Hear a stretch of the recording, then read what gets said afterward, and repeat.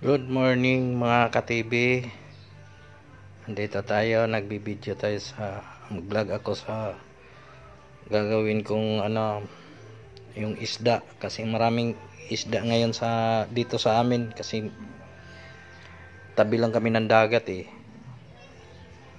ang gagawin ko nito, mayroon akong tinola at saka kilawin dito, at saka magpapaksiw na rin ako. Mayroon ako ditong ipaksiw. Yan o. Binabad ko muna siya sa suka bago ko tawag nito, paksiwin. At saka may ginawa rin akong tuyo.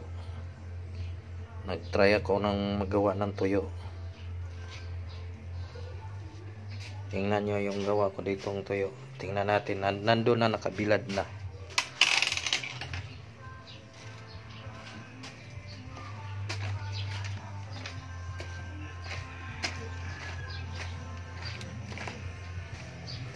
Yun doon.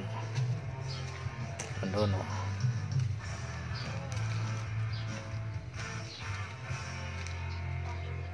Yan yung ginawa kong tuyo. Ayan o. Mura lang kasi yung kilo kasi yung 3 kilo 100 lang yung nabayaran ko. Ibig sabihin yung 3 kilo at saka 1/4 ba yun?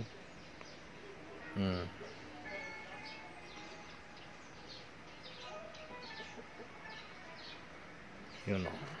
Lapitan natin. Ayan o. Sinalansan ko ng maigi.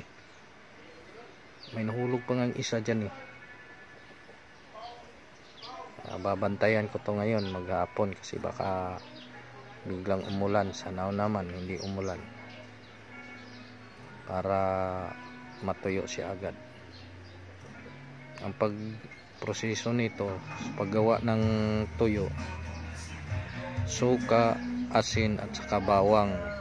Yan lang yung kakaalam ko na magiging tuyo siya. Patuyuin talaga siya ng maigi.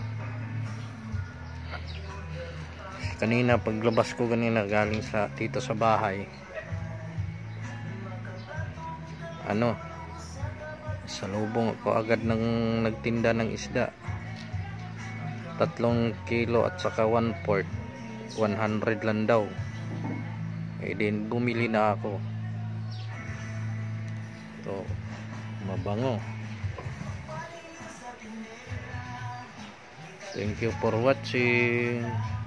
Huwag niyong kalimutan pag-subscribe at pindutin ang notification bell para updated kayo sa mga video ko.